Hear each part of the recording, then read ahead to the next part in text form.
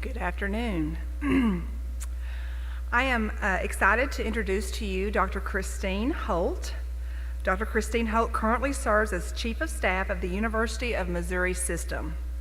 Dr. Holt has previously served as Associate Provost of the University of Missouri at Columbia, Dean of Academic Administration at Northern Virginia Community College, where she has also served as Interim Dean of Learning and Technology Resources, Interim Dean of Students, and Interim Provost.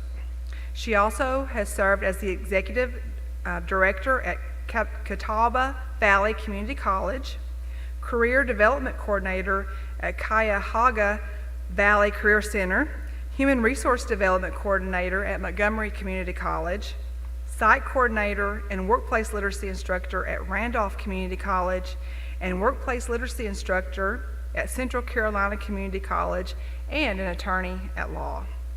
In January of 2021 at the University of Missouri at St. Louis, Dr. Holt successfully defended her dissertation, and doctorate in business administration will be conferred later this spring. She also holds a Juris Doctorate from Cleveland State University, a Master of Arts in Adult Education from East Carolina University, and a Bachelor of Arts in Business Administration from Capital University. Please join me in welcoming Dr. Christine Holt.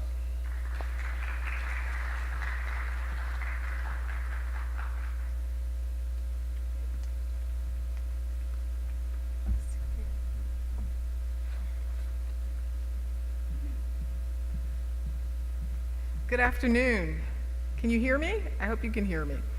Well, let me first say congratulations to you. You've made it to the end of this process. And I know it has been a process, and I'm very thankful to have made it this far in the process as well. I want to say first that your hospitality just has been stellar from the beginning of the process until now. Second, I want to say that it has been a great learning experience for me because this is the way to conduct this kind of search, to make sure that you have all the stakeholders involved and engaged in the process, and then to have an opportunity to meet and greet with the candidates. And certainly I know it's been difficult in this COVID environment, so I commend you for getting to this stage in the process. Also, I have to say that it has been a very fruitful and productive day. There have been a lot of meetings, but certainly it has allowed me to have a better understanding of what makes this place so unique. So thank you for your endurance in this entire process. I should also tell you that oftentimes when my mother would come to events like this, she would tell me before I would get up, she would say, "Now listen, if I start coughing uncontrollably, there's a reason. That's a cue to you. That means you've been up too long. You need to sit down." So my goal for today is that I don't hear audience members coughing uncontrollably, and certainly not from the remote audience, but I do want to make sure that we have ample time to cover a few things today. So with that said, I will go ahead and get started.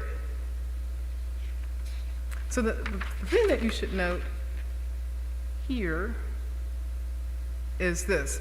What I'm hoping to cover during our session today is three main topics. One, I want to tell you a little bit more about myself and my candidacy. We'll cover just briefly because you're in the area, so you understand the higher education landscape. And I think that will be good for us because that will lead us to the topic of the innovative vision for UAHT. So let's go ahead and get started. So who am I? Let me tell you a little bit more about myself. And the first thing that I want to tell you is, and I want to say this right up front, why am I interested in this role? And since I put together this slide, I have a fourth one that I just talked about a little earlier. But first and foremost is my strong commitment to the mission and purpose of the work that you do every day in the community college world. You do a great job of really connecting our students to workplace employment and workplace skills. You do a great job of connecting those students who are planning to go on to four-year institutions to prepare them to do well here and then when they transfer. And then you do well of connecting with the community. So I am wholeheartedly passionate about the mission. I certainly understand the transformative power of higher education, and I will look forward as your chancellor to communicate that to our many stakeholders. Second is your reputation at UAHT. I have really been impressed by what I have seen in my review of UAHT, the work that I've seen online, on your website, on your YouTube videos, and then just in talking with all of you in the campus today on tour, just highlights for me how truly innovative you are. And certainly, you know, with the new solar lab that you have coming on soon, and also the work, the bladesmithing program is a niche program that you have. And then lastly, and there's so many others that I could talk about, but the other thing that I want to note is the work of George Smith. And this really speaks to the fact that we are nimble in the community college world to be able to take what we do, go out, talk with entrepreneurs, realizing this last year has been difficult for all of us, but to have the foresight to develop a program or a course around entrepreneurship to make sure that we're listening and hearing what the needs are, and then planning a course so that we can address the needs of the business community and help prepare our students for those roles. And then you have other really unique opportunities. I like the fact that you're working with those students who may not have done well academically, and for the community college students that we serve, we're often the second chance and in many cases the last chance that they have to be successful. So your ReRail program shows that you understand that and you're committed to students. So that talks about your reputation of being innovative. And then lastly, when I look at my work, my education, my preparation, I really think the last 25 years or 30 years almost now of my career has prepared me for this next role, the role as Chancellor of UAHT. I understand the depth and breadth of the academic enterprise. That's academic affairs, student affairs, and operations. I've worked in a multitude of sectors, as you heard about my bio, and it really helps me to help faculty, our staff, and students understand that depth and breadth and what that means to our stakeholders, and to provide a compelling proposition, value proposition of the work that we do. So again, you're doing stellar work, and I can help contribute and continue the work that you've already established. Now, who am I? Just so that you're aware, I am a first-generation college student. I am an only child born to parents who grew up in the South. My dad was the third oldest of 10 children. He left his hometown in his late teens. He migrated north, spent some time with his sister so that he would find employment as a short order cook to be able to take care of himself and send money back to take care and support his family. My father knew my mother at a very young age. He actually went back to the hometown that they grew up in, and actually after 10 years he went back, married her, and then they both migrated north to Cleveland, Ohio. And I tell you this story because my mother was a high school graduate, my father was not. And I have to tell you, my father was a math whiz, computations he could do in his head. And what I often wonder, I try to imagine if my father had grown up in a different time period, what would life have been like for him? If he had a local community college that could have helped him earn a GED and then get him on a track where he could earn perhaps an associate's degree, I am convinced that my father could have been an actuary, a financial planner, accountant, if he had had that opportunity. And the good thing is our students, they do have that opportunity so that they can realize these opportunities and realize their dreams. The other thing that I can tell you is that I've been a trailblazer for most of my life. I had an opportunity in high school to attend a very unique high school. It was called the Law and Public Service Magnet High School. And parenthetically, I should tell you, I was not interested in attending Law and Public Service Magnet High School, at least not at first. I wanted to be an actress. I wanted to be a thespian. I wanted to be the next great Cicely Tyson. Well, that didn't work out. I didn't get in, or at least I was on the waiting list for our School of Arts. But what I didn't know is that there was this new opportunity, the Law and Public Service Magnet High School, and my 8th grade teacher, who saw something in me, 8th grade English teacher, talked with my mother and convinced her to apply, put in an application for me, and I was actually accepted into the Law and Public Service Magnet High School. And the reason that this is important is because it sparked my interest in law and public service. One of my favorite quotes is actually attributed to Marion Wright Edelman, and it says this: "Service is the rent that we all should pay for living." Also, some variation of that is attributed to Muhammad Ali.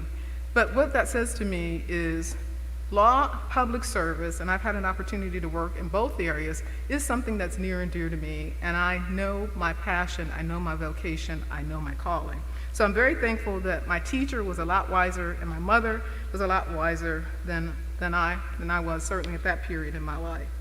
Now, from high school, I went on and had an opportunity to attend a small Lutheran liberal arts college.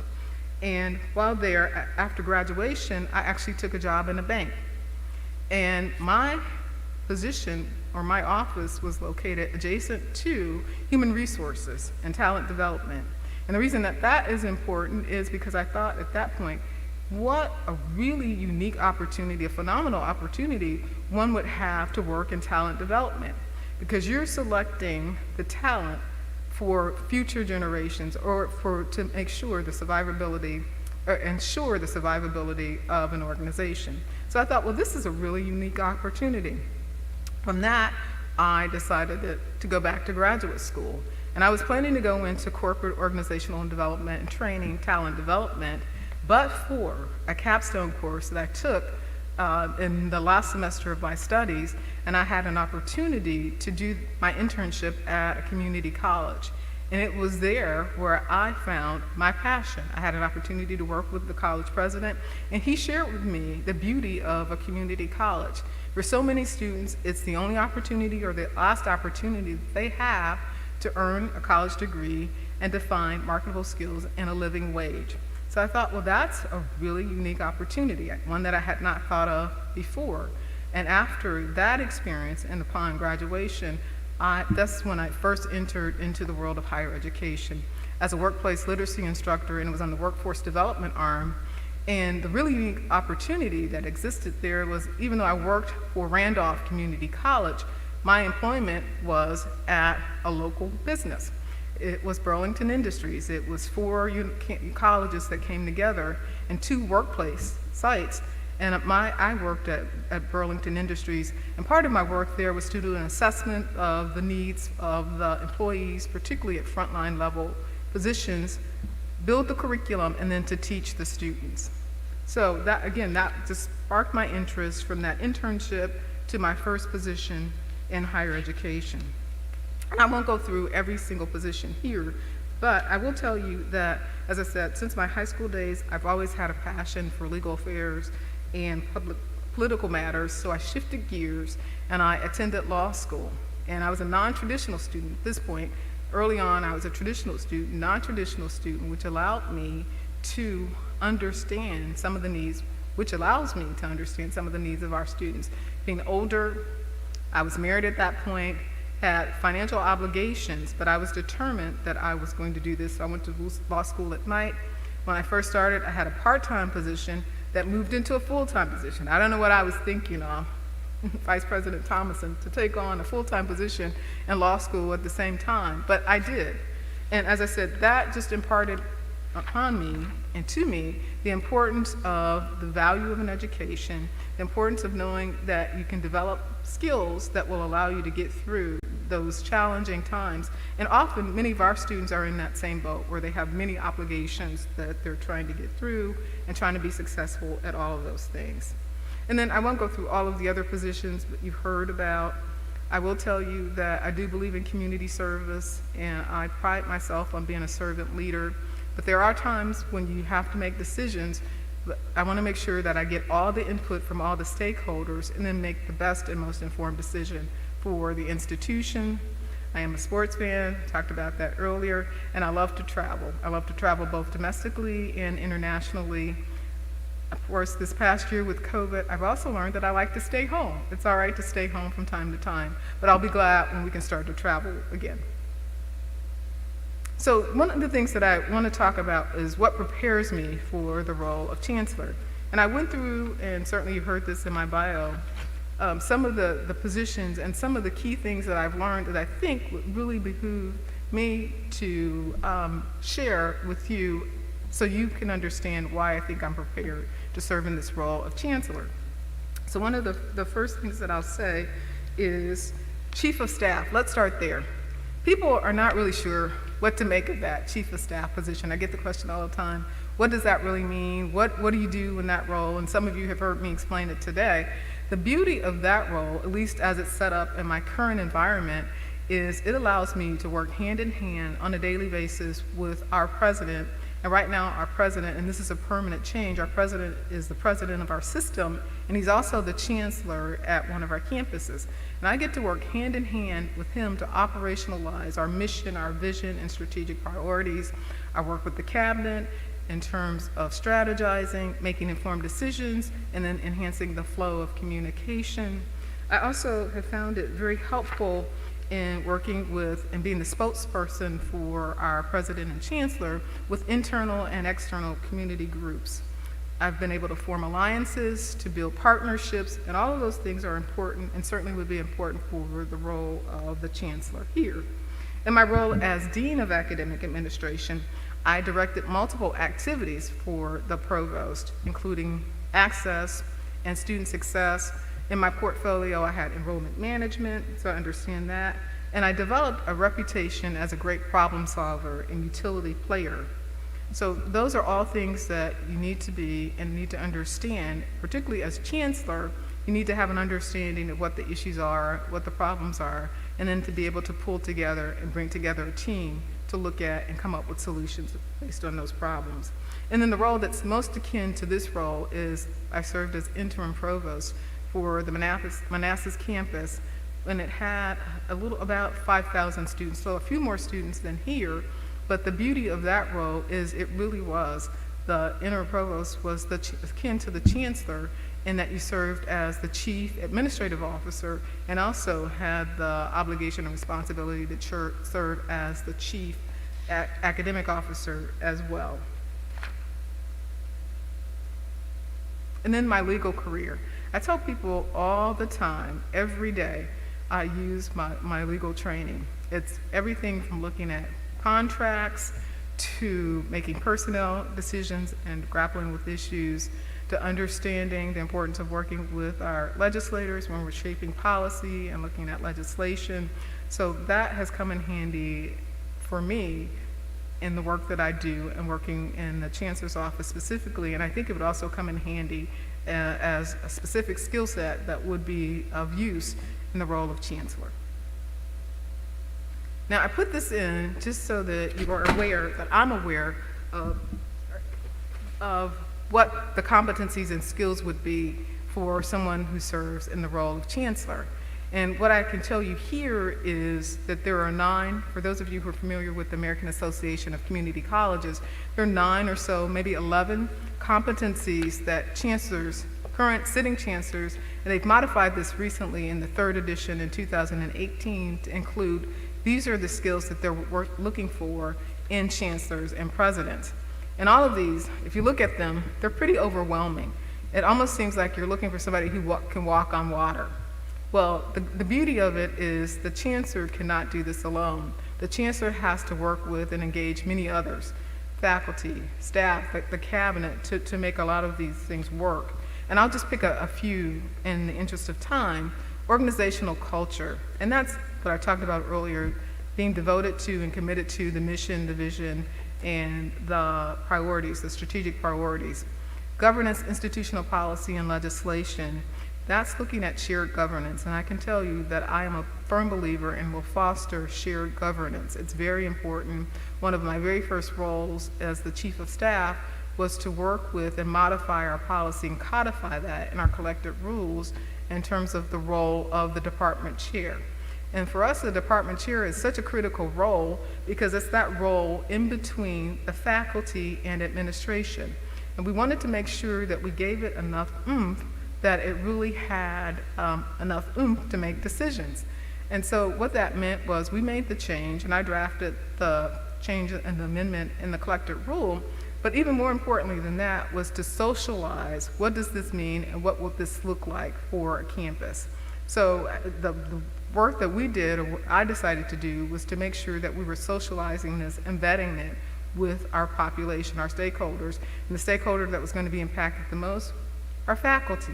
So we worked with HR and we worked with academic affairs to socialize this, and we were able to come up with a much better policy because of it.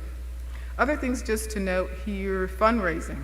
We know fundraising is a critical role for the chancellor. More and more, we're seeing less of the state appropriations, and in this case, I know you also have local appropriations as well in your local districts, and we're seeing fewer and fewer of those dollars. So as chancellor, we have to become really creative and about how we can fund our operations. And one of those ways is through fundraising. So again, I would work with our team, develop a strategy, figure out what our priorities are, and then go out and seek additional funding sources to support our operations. Then when we look at leadership and leadership style, the way to best describe my leadership is I'm collaborative, I'm a servant leader. I want to make sure that I'm equipping our faculty and staff and students with the tools that they need for peak performance, and I'm informed. I want to get data, to make data-informed decisions, and we have to hear from all parties, and making it an opportunity to hear from all parties in many different ways. My philosophy on leadership is best encapsulated by what you see here. Leadership is having a vision, the ingenuity to get others to follow, and at times you have to take a firm stance in order to move the institution forward to achieve excellence. Diversity, I believe diversity should be a part of our fabric. It has to be. It should not be separate or distinct from academic excellence. It's just a part of who we are, and we're committed to diversity, equity, and inclusion. Diversity means that we want to hear from all voices. And as I mentioned earlier, often we think it means, gender, ethnicity, race. And that's important. We definitely want to make sure we include those populations, but it's also important that we look at a myriad of opportunities to make sure that we're getting diverse perspectives and viewpoints. When we think of equity, it means that we are reducing those barriers, such as harassment, bias, and discrimination. And then inclusion means that we're providing a welcoming environment for everyone to participate. And then the last thing that I'll say here is, as chancellor and as senior leaders, it's important, and as faculty and staff, it's important to review our processes, procedures, and protocols to make sure that we really are an inclusive environment. So the next phase is to talk about the higher education landscape. And I'll just highlight a few points here. And again, this is great for our discussion as we think about how can we become more innovative and creative as it relates to our vision for UAHT. The first thing that I'll tell you is the perception of the value of higher education has eroded. And part of that erosion stems from the fact that the cost of higher education has skyrocketed in the last decade or so. And what that means is, I mentioned earlier that we're getting less and less of the state dollar. So what we're finding is we're shifting that cost in many cases to our students. Now I'm glad to see that you have found really creative ways to keep that cost low, and even for those students who are planning to transfer on to a four-year institution. But across the higher education landscape, that really is a challenge for many institutions. That talks about the affordability, the declining traditional age population of students. And although I know at the community college, the sector of students that we serve has traditionally been not the traditional age students. When we think of college-going students, the 18 to 24-year-old in the four-year sector, it's usually older students who are working and have more responsibilities or additional responsibilities and obligations. Why this is important is because we know that our sister four-year institutions are now finding that for the next foreseeable future, at least the next 10 to 15 years based on projections, particularly in the Midwest and Northeast, we're going to see a declining population of students. So for them, they're becoming a lot more creative and innovative in terms of other market segments that they can look at. And what are those market segments? The populations that we have traditionally served. Certainly diverse students, military students, the older adult learner. So now we might find that they're going to be competing for the same students that we have worked with for so long. I think the thing that we have that four-year institutions don't have is that we do a great job of customizing based on industry needs, and we focus more on career and technical education than our four-year partners. But who knows, they may start to enter into this space at some point. And then the last piece on this slide is we're finding that the pace of change is just astounding. Exponential acceleration of knowledge and learning on demand. We're finding all new ways, as we all saw after COVID, for being able to reach and connect with our students. And that's going to happen more and more. And we know that there are even new players who are entering the market, such as edX and some of those other players. So what do we do to stay on top, show that we have a good value proposition, we're curbing costs, and we're finding new ways to generate revenue? So that leads us into the last topic, and that's the vision for UAHT. How do we become more innovative in what we do? And the way that I broke this up is I decided to look at each of the stakeholder groups. So if we start with students, some of the things that we can do for students and things that you're already doing, certainly here, is new programs. And I mentioned the Solar Lab program that you're working on now, and I know you have others coming down the pike. So those are the kinds of things that we have to stay on the cutting edge. We must be on the forefront of what that means, and we have to do so in a responsible way. We need to assess the market, do a SWOT analysis, see if it's something that we can deliver, high impact, low cost, so that we can deliver in an exceptional way, and we can find students as well as a market demand for the programs that we serve. Stackable credentials, and that's looking at short-term courses, and ideally we want to marry those short-term courses with work keys and other industry credentials, so that way the business community can see, why is this relevant for me and why are you doing this? And it helps students, particularly those students who may say, you know, I'm not sure that I want to commit to a full degree, but let's at least start here. And by the way, if I start here, what are some of the ways that I can market myself a little differently to become more employable? And then hopefully, I know many workplaces are providing opportunities to provide funding for students to continue their education, so that might be another way of getting students more involved and more engaged. So in addition to that, we have new ways of learning. And we talked about that, or we'll talk about that a little bit later, and new ways of granting credit. So, for example, one of the things that, and again, this has been a staple in the community college, is prior learning credit. How do we assess skills that, again, traditional students or non-traditional students, they've been in the workforce and they may have had some customized training, they may have had industry training, so how do we look at what they've had, assess that, and then to be able to give them credit for those learning opportunities? And then the last piece, and I'm very convinced that we want to provide an experiential learning piece for all of our students. And what that means is we're looking at ways that we can marry the concepts that they're learning in the classroom with what they're going to be doing in the workforce. And many of whom are already in the workforce, that's great, but we also want to make sure that they are good citizens of the community, meaning that they're thinking about, this may not just be about my workplace, but these are issues that we're facing in the community, and how do I help become a problem solver and face those questions that we're grappling with every day in our communities. So that's part of the experiential learning piece. I would love it if every student had a capstone course or study abroad. You think study abroad, again, this is a way that we could leverage technology and do perhaps a virtual way of doing study abroad so that it's really applicable to what the students are learning, and again, they can marry those concepts in real ways that will have advantages beyond just what they're learning in the classroom. I've also seen models where you combine credit and non-credit courses. As an example of this, when I was at Northern Virginia Community College, we were just starting to look at ways, working with our engineering division, particularly for those technologists going into industry, how can we work with those students that may come in on the workforce development side? Let's say they took an AutoCAD course.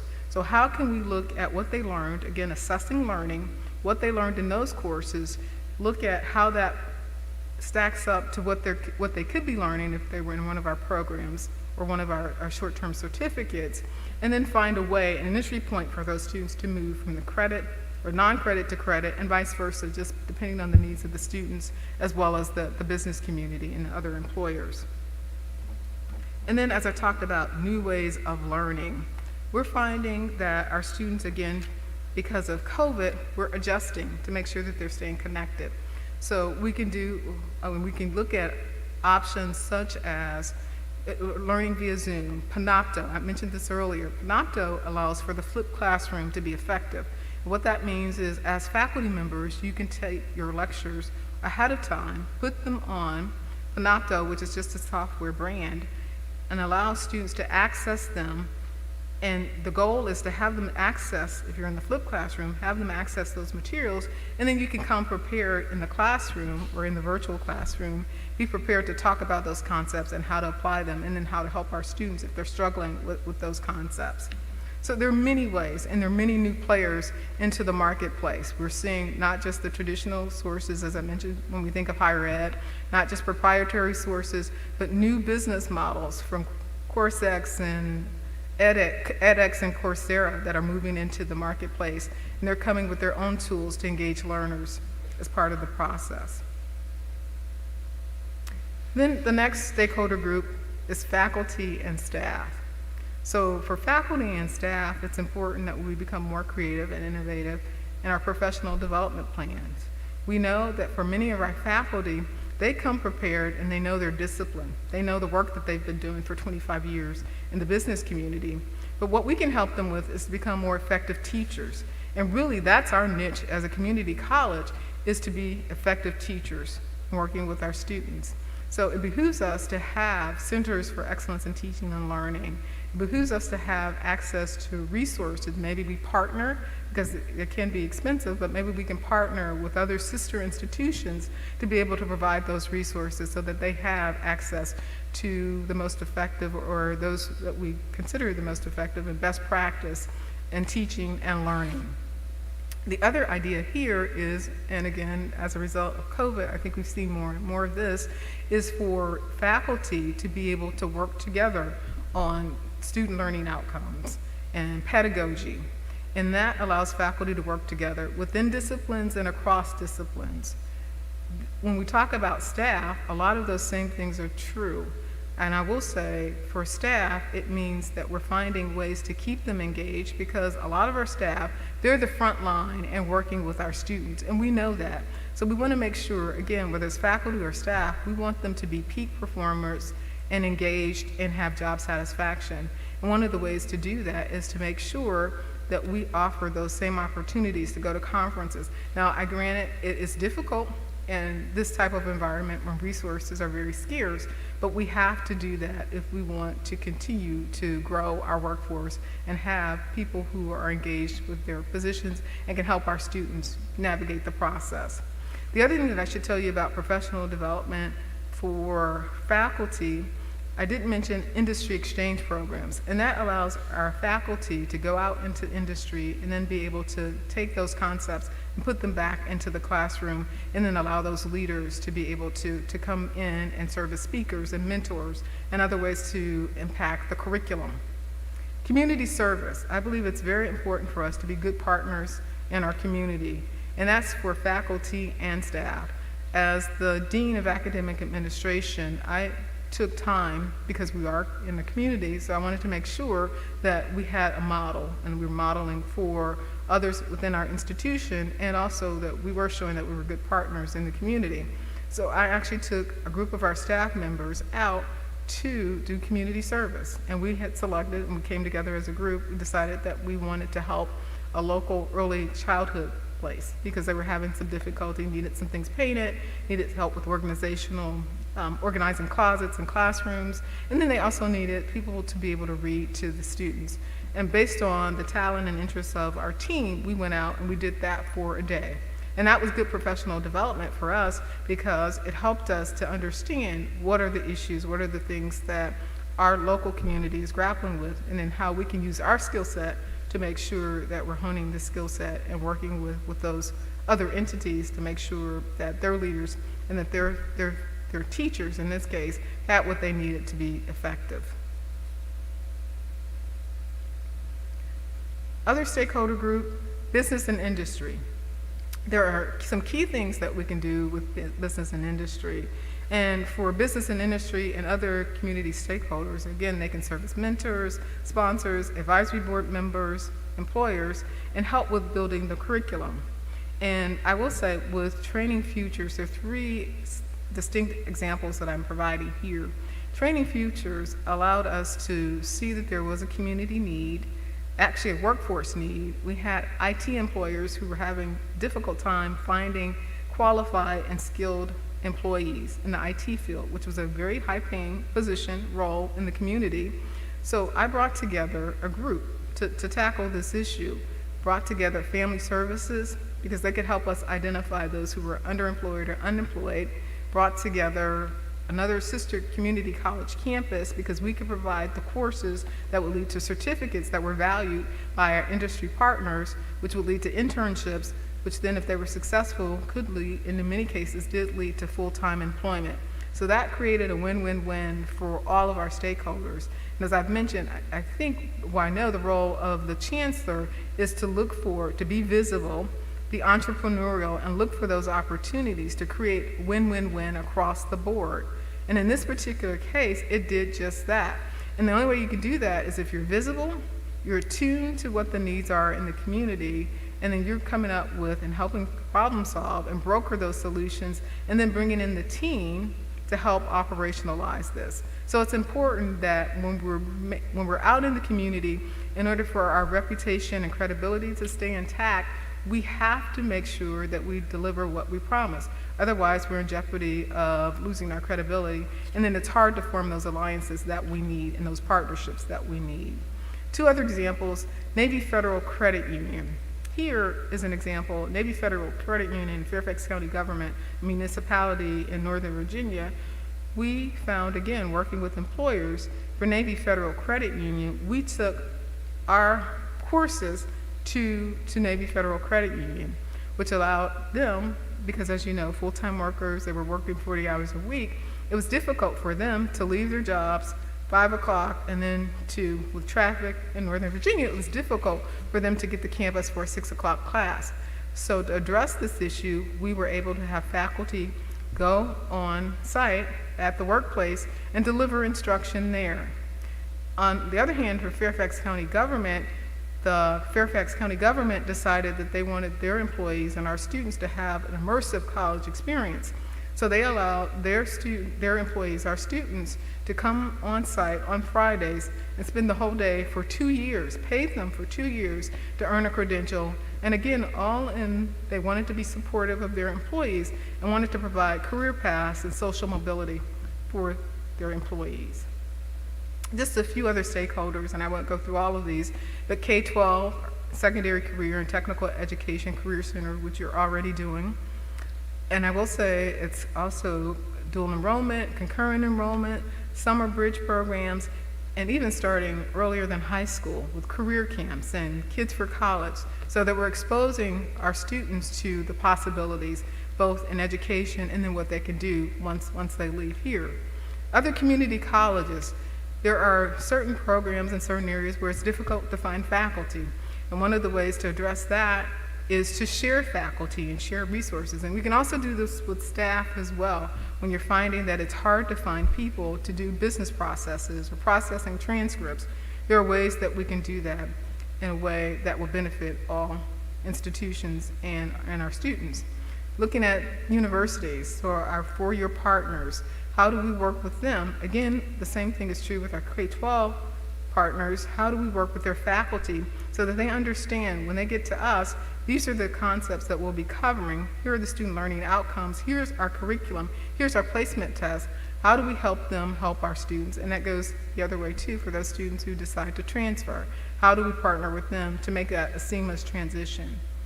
Alumni, very critical in this process. We want to show ourselves as helping our alumni become lifelong learners and providing opportunities to retool and reskill so that way they have marketable skills. Elected officials, again, it's so important that they understand our value proposition, and the same is true with civic organizations. So as an institution, certainly we have an obligation to address academic issues, but we know in many cases that's not what will hamper our students from success. It's non-academic issues, food security, child care, transportation, and certainly the work that you're doing with the Harvest Regional Food Bank is a testament to you understand that that is in fact the case for many of our students. Career exploration opportunities, I won't go through all of these either, but just other innovative programs that I've had the opportunity to work on. 2 or 3 in particular that I'll point out here Shattering the Glass Ceiling was a program that allowed us to work with young girls and young women to expose them to careers, non-traditional careers, and ways that they could think about how do I move up the career ladder and really excel in a career. So we brought in women who talked about their career paths and what it took to excel to the highest level.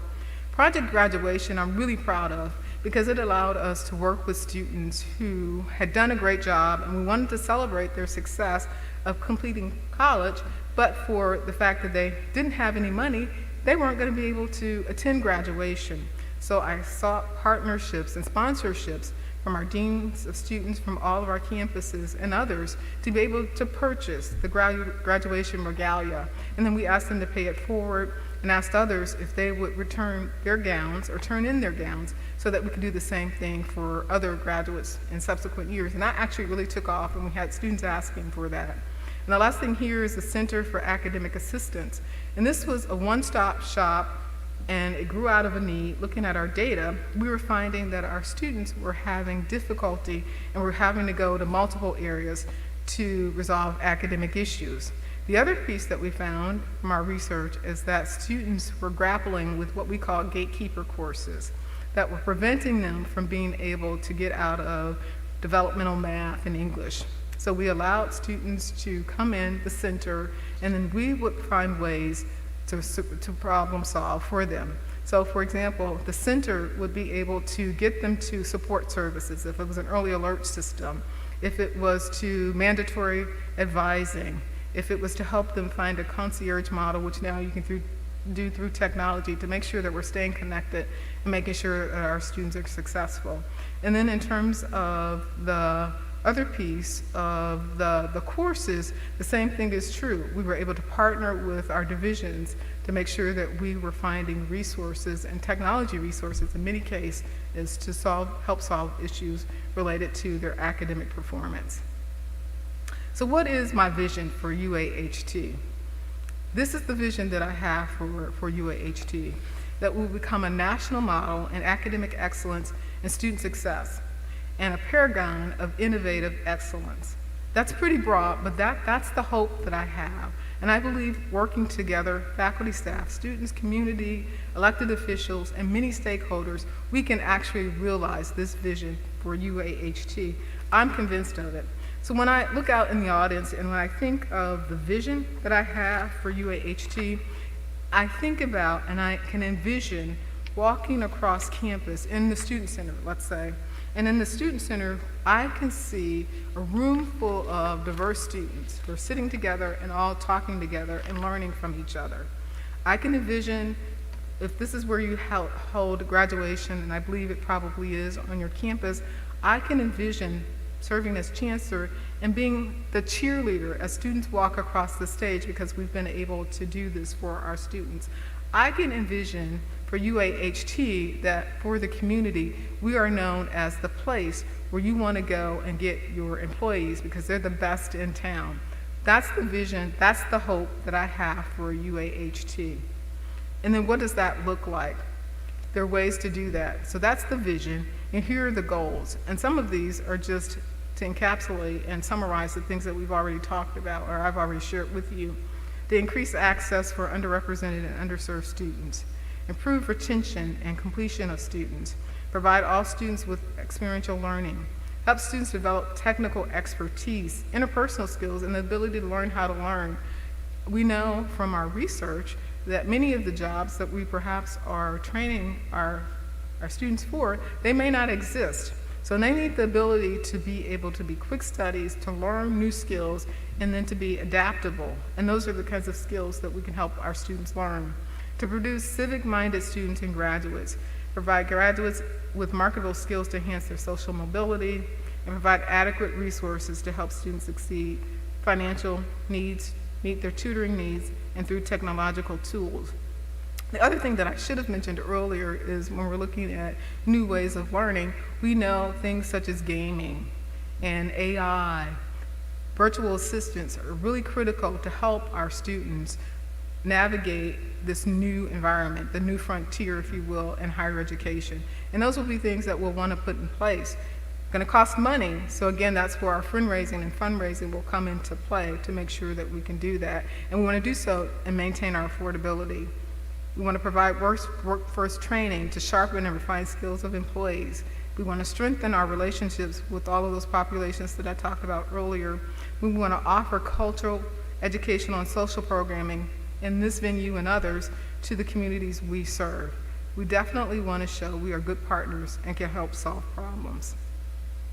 So that's what I want to share with you in terms of my vision for UAHT and using innovative ways to be able to make inroads and excel in academic performance and student achievement, as well as innovative excellence broadly. And just one last story for you.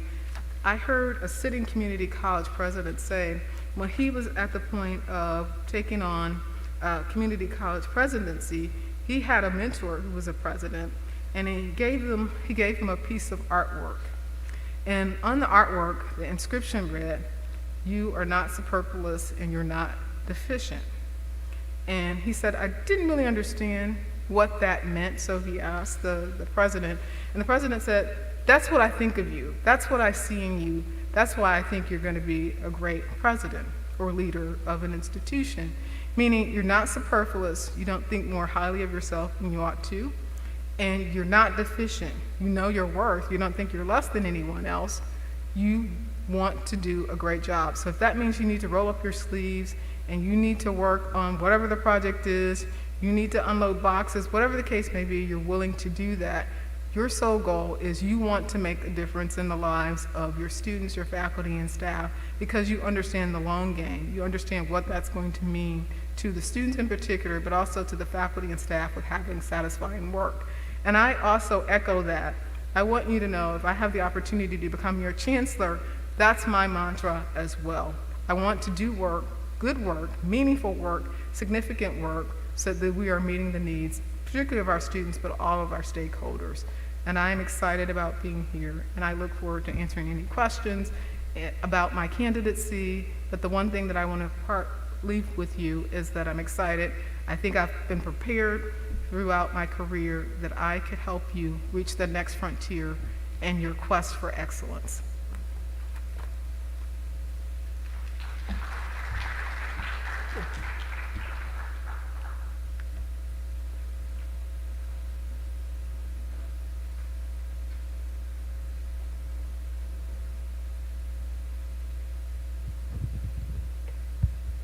Dr. Holt, can you give us an example of a millage or a tax that you have assisted in getting passed at an institution or in a region that you served in your higher education experience? Mm-hmm. I've not had direct experience with millages. However, as I may have mentioned in this group or certainly in other groups, one of the areas that I'm responsible for is government relations. And our government relations arm is responsible for making sure that we can maintain our funding, and in some cases increase our funding. And the first thing that you have to do is you have to work with your community. You have to find allies. Again, it goes back to that value proposition. But what's in it for the community? Why should they support the work that we do? Why should they support, for example, this lovely facility? They need to know that we have credibility in the work that we do that's of top caliber and that we're meeting the needs of the community. Or else, there's no matter what you do, you're not going to get the millage improved. So it's important to set the stage for that very early on, to work with your community, to work with your leaders, so that they understand the value proposition. And as I said, government relations reports to me. And what we've been able to do, we've had a three-part model of what we've been able to implement. One is we want to make sure that we are shaping our policy and understanding of what we need. So we're working with local officials, local elected officials, as well as state officials to do that.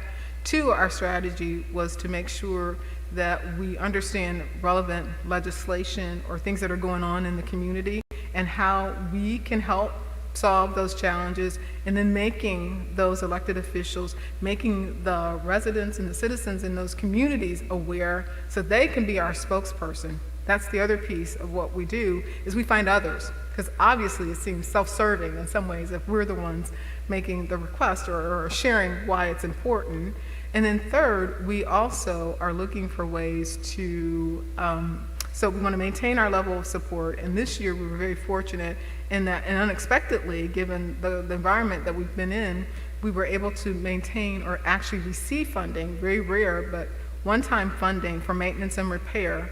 And the last piece is we put in for funding for a piece that we're working on that will improve the lives of Missourians through Next Gen and Precision Health. But again, that's also finding out what the needs are and then asking for. And here was the real trick, and it hasn't been, we're still in legislative session, so we're not sure, but we believe that this is going to work in our favor, that they're also going to provide additional funding and roll it into the core of our funding so that we'll have ongoing funding to support that initiative.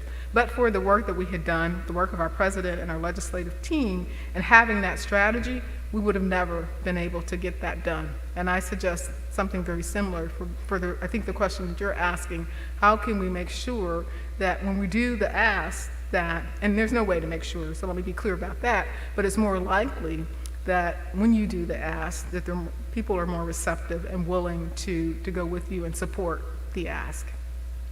Thank you for the question.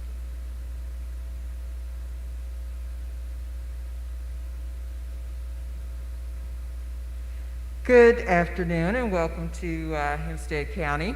Good afternoon. You touched on two questions that I wanted to get more about, talent development and intentional engagement with vulnerable or marginalized communities, but I'll ask this question about talent development and particularly having you to expound more on the Navy Federal Credit Union courses and the Fairfax County government courses in trying to develop pipeline career advancement within our industries so that those frontline workers can advance through the company instead of people having to come inside. So if you could talk more about what type of courses were discussed or developed with those two examples that you gave. Absolutely, thank you. I will say that part of it was they actually came to us, so they saw the need, as opposed to us going out to them and asking them for, you know, you really ought to consider this, this is what we think that we can do for you. But it was after years of being at the Rotary Club or being in the community, business after hours, and we were talking about, here are the types of services that we can provide that will help you with your workforce.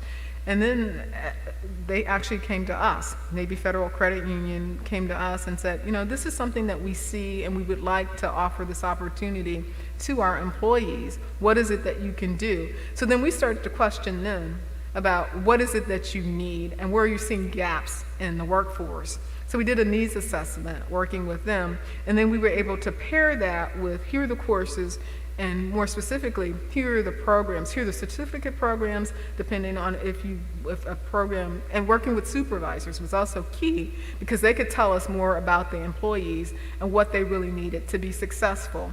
So in some cases, it would have been a certificate in business or leadership. We also offered a full-fledged program for those students, and they were supportive of this, for those students who wanted to go on and earn a 4-year credential, which means that then they could then move into a supervisory role.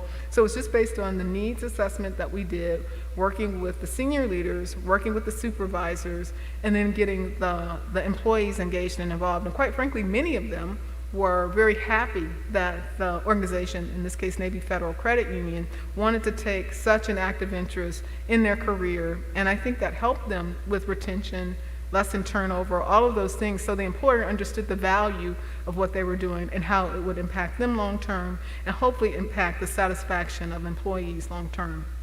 So again, we offer certificates in business and also leadership, and we offered full-fledged programs in our business program and also general education, general degree, so that those students could move on to 4-year institutions. So that was Navy Federal Credit Union. Fairfax County government had something very similar, but they were really adamant about, we also want to offer an opportunity for many of our students, first generation didn't know really about college, but wanted them to have an opportunity not only to improve their lives, but to work with many of them were parents. So wanted them to understand that they could be a role model and set an example for their children. So that was really critical that they allowed the time off. Now the challenge there was the senior leaders understood that, but working with some of the supervisors, that was the challenge. And what we learned is that was a missing piece for them that we had with Navy Federal, with the supervisors, that we did not have at Fairfax County government. So the next time we were looking for a cohort, we made sure that we had the senior leaders also encourage the supervisors, because they knew that the senior leaders supported this, and we needed the supervisors, and they needed to understand why this was important, because a person is going to be off of work for 1 day a week for a really long time. But here's what we're hoping to gain. Here's how this is going to impact the institution, and here the municipality in this case, and here's what we're hoping is that we'll get long-term employees who want to stay here and not look for other opportunities outside of this municipality. Thank you for the question. Did you have a second question too? You'll defer? Okay. Dr. Holt, we have some questions in the live stream chat. Our college has a higher than average turnover rate. What are your plans to improve faculty recruitment, retention, and professional development? That's a good question. Again, I would have to work with our senior leaders to figure out. What I'm hearing is that some areas it's difficult to find full-time faculty, for example, in certain areas, full-time faculty during the day. So one of the things that, and I shared with the cabinet group, one of the things that we did that may or may not work here, so I'd have to get input from a lot of people so that I can understand what the challenges are, and then strategize with what are some ways that we can look at recruitment differently than what we are now. So one of the things that we found that was challenging for us is to find faculty, and really it was our sister community colleges were having trouble with, as a general education requirement, we required our students to take 3 credit hours or one course, actually 4 credit hours of a foreign language. And for many of the rural colleges, they were having difficulty finding those foreign language faculty and instructors. So we came together and said, you know what, we have the faculty who can teach that. So why don't we partner together in those areas where you're just having a lot of difficulty recruiting and retaining faculty.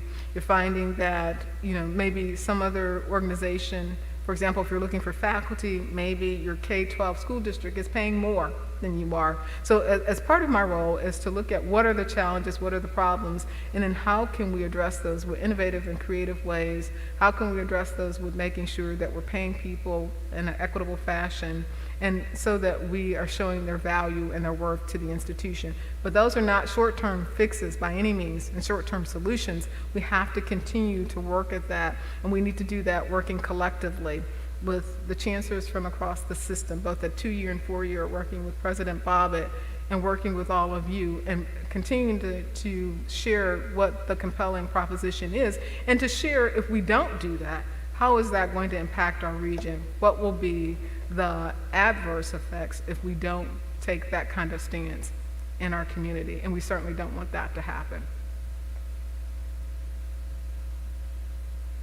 Back again. To follow up on the second question related to intentional engagement with vulnerable or marginalized communities, and you mentioned the Shattering the Glass program, or glass ceiling program, and how did that effort come about, and did you engage, and what engagement did you do with community organizations? Okay, I'm not sure I heard the first part of the question, so. The intentional engagement with vulnerable or marginalized communities, and using Shattering the Glass Ceiling as an example, and with whom or what organizations did you identify and work with? Good question. So what I did there, and that was primarily for high school students, it was a way for our students to see more than what they've been exposed to. Right, students, when you thought of working in working in a hospital, they thought of doctor and nurse were the 2 primary careers that they thought of, and we wanted to be very intentional about their other occupations, and there are other occupations in which those students didn't know about. So for the glass ceiling project, we started to ask around, what are those occupations? We used and talk about community engagement, we leveraged our advisory council. We had an advisory council of over 230 people. So we started to ask questions of them. Who do you know, and what kinds of careers are they, and are they willing to come and work with us? So we really did leverage that as an opportunity to work with our business advisory group.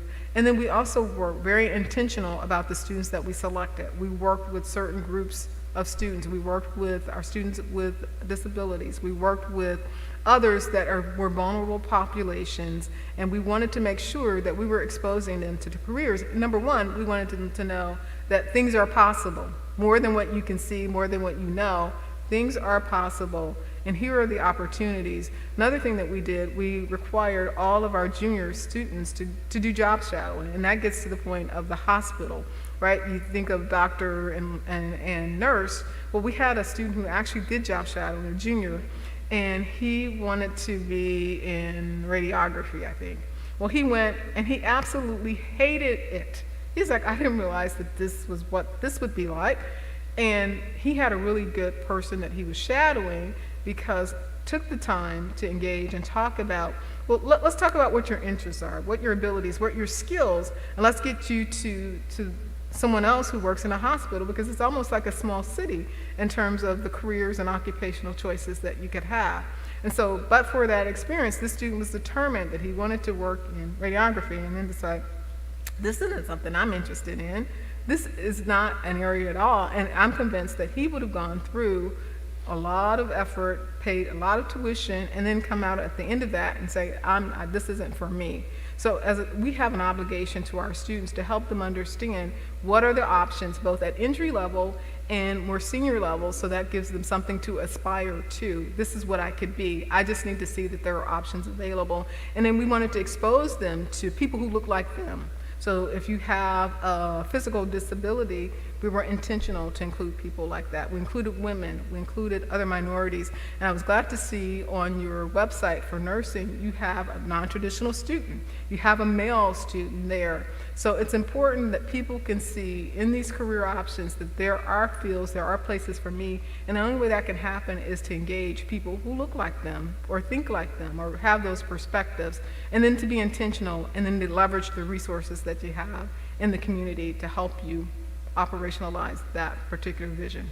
And for the time that I was there, and even afterwards, they continued the job shadowing program, and for a number of years, the Shattering the Glass Ceiling project. And then that one, unfortunately, as you know, depending on people, and people move in and people move out, that one did not continue, but the job shadowing program did in fact continue.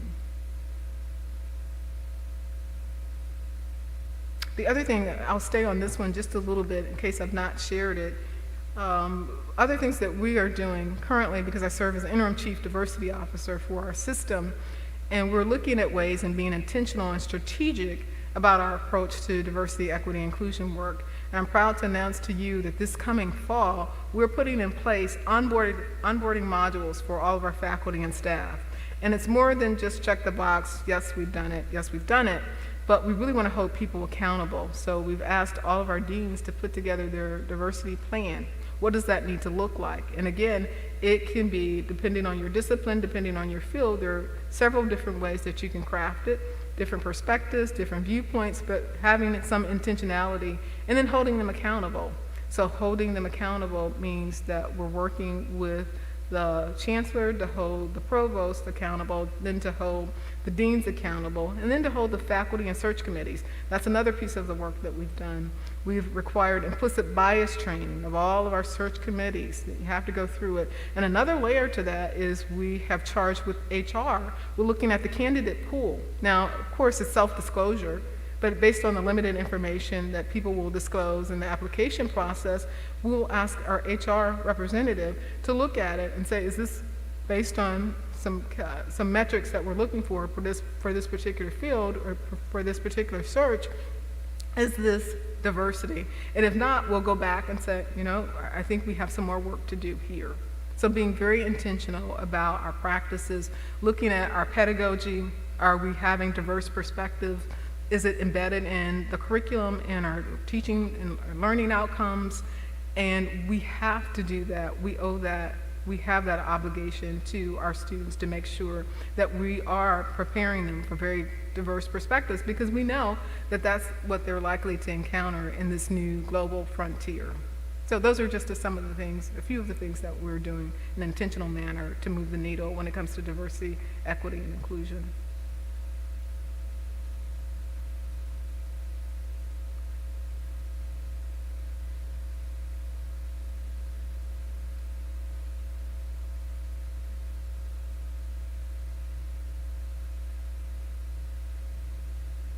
All right. Thank you so much, Dr. Holt. If you'll join me in giving her a hand. Thank you. And again, I want to say thank you to all those that have attended today, and then also that have attended in the past. We appreciate your participation in this very important selection event. Thank you. Thank you. Thank you. It's been my pleasure. Thank you.